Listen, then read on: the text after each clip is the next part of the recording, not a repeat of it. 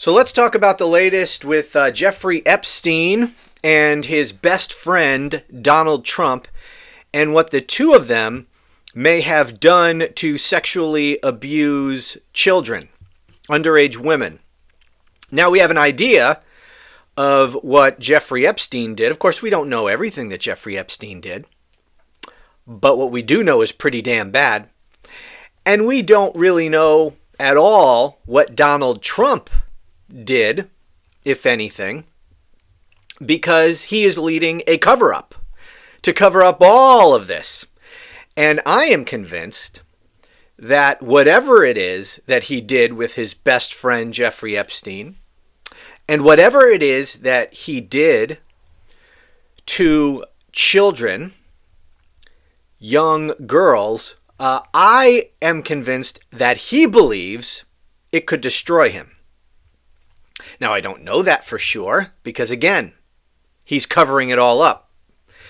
But his behavior and his desperate attempt to keep this all quiet, to me, is all you need to know. This man, we know he's in the Epstein files many, many times, based on reporting about what Attorney General Pam Bondi told Trump. So we know he's in the files. We don't know exactly what's in there. And let's keep this in mind too. If we ever do see what's in those files relating to Donald Trump, that doesn't mean that that is everything that there is to know about what he did. We don't know if the FBI or whatever other law enforcement agencies were involved in this, if they were even investigating Donald Trump. So we don't even know how much of their focus was on Donald Trump. And so the files and the records pertaining to anything Donald Trump might have done may not be complete. And also keep this in mind, and I don't know why there hasn't been more attention to this angle of it. The federal government is not the only government that has information related to Epstein and potentially related to Donald Trump on this. We've talked about the information that was presented to the grand juries, to the Epstein grand jury and to the Ghislaine Maxwell grand jury. And, because Donald Trump this is part of the friggin' game that he's playing to make it look like he is for transparency when he's actually leading the cover-up.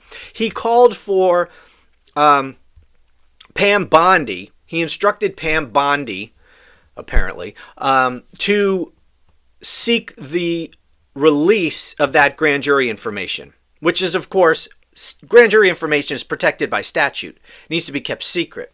So she had to go to the court to unseal those records. The court said, hell no. There's no. The court said a couple of things which are interesting. The first is, the court said, you've offered me no reason to release this information. No exemption to the statute which requires that this stuff be sealed, be kept public.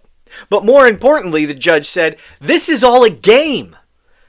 Everything that's in those records is already out in the public. So I see through this. This is all just a political game. And I'm not going to play your politics. Politics is not a reason for me to release this. Now, they wanted it released because, again, all that stuff's already out in the open anyway. So there's no harm to Trump to release that stuff.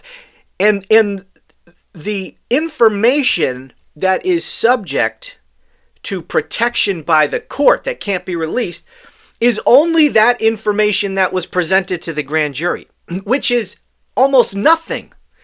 It's just a tiny percentage of what the federal government has related to Epstein and Trump and everybody else. This was only the information that was presented to the grand jury. And we know for a fact, I reported on this a few weeks ago, that there were only 2 witnesses called to the grand jury between both of the grand juries. One grand jury, I can't remember which one, only had 1 witness. The other grand jury had 2. And one of the witnesses was the same witness, all right? So there's only two witnesses. We're not talking a total of three. There was one guy who testified to both, and then one grand jury heard from another person. There was one, I believe it was an FBI. It was the lead investigator for the FBI. And then there was a detective from the NYPD, I believe. So my point is, we know for a fact that at least the law enforcement in New York has information related to all this. How come we're not leaning on New York to release any information? Anyway, now let's get back to Donald Trump and his desperate attempt to keep this all quiet. Have you heard the latest? You know, what's his name? Is it James O'Keefe? I think it's James O'Keefe. He's this right-wing undercover journalist guy. He usually does sort of gotcha undercover things to try to expose Democrats and the deep state and all this kind of stuff. But he's all over this Epstein stuff. And he has information. He got video, undercover video, where one of his people was speaking to someone high up in the Justice Department. Let me pull this article up for you here. Here's the headline. DOJ Deputy Chief admits the government will, quote, redact every Republican while leaving all the liberal Democratic people on the Epstein list. So what they're doing, we know for a fact that they are going through all the records that the federal government has and flagging every mention of Donald Trump. Well, now we know that they're not just flagging every mention of Donald Trump, but every Republican. And to the extent that they ever do release any of this information, as long as Donald Trump is president, they're only going to release information that implicates any Democrats who might have been involved in all of this.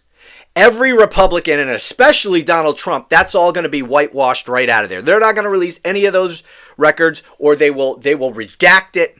We'll probably just get page after page after page of just blacked out redaction.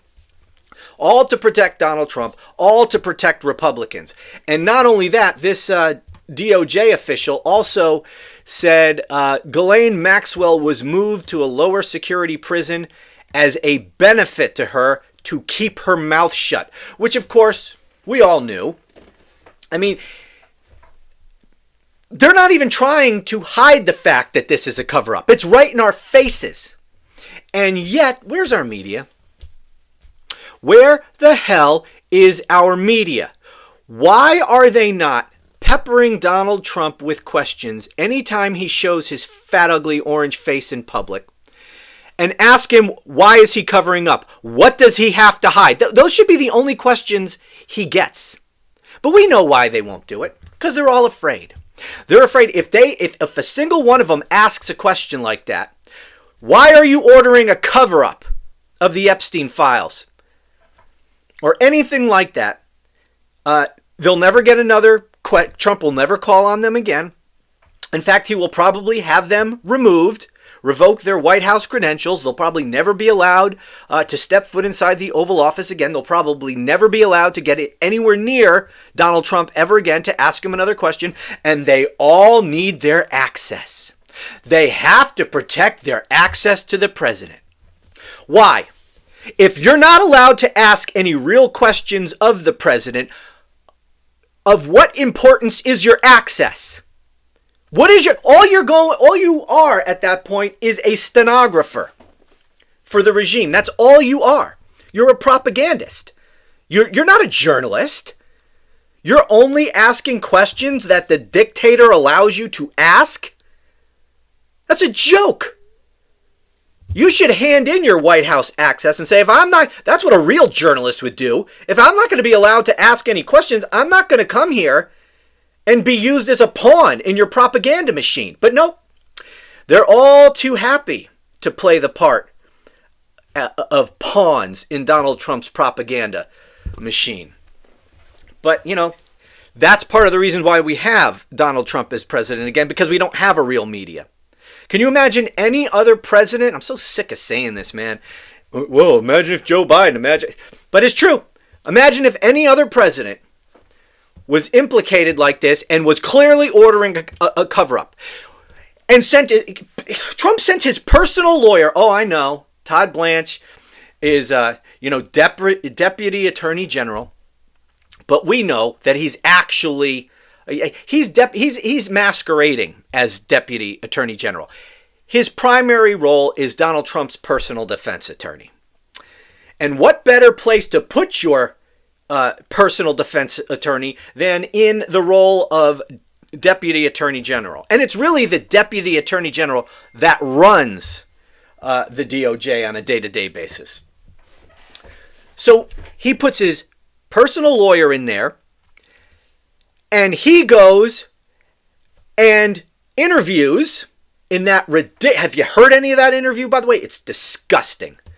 This woman is a convicted child sex trafficker, and she abused these kids sexually herself. And here he is going to her, asking her all these questions, only geared towards implicating Democrats, trying to get dirt on Democrats, trying to cover for Donald Trump. And then they move her to a minimum security prison as a payoff to keep her quiet. And our pathetic media couldn't even be bothered to ask any real questions, couldn't even be bothered to report on this cover-up, afraid to even call it a cover-up, which is what it clearly is. Covering up for child rapists, rich, privileged child rapists, which may include the President of the United States. Think about that. There is a real question as to whether or not the sitting President of the United States is a child rapist.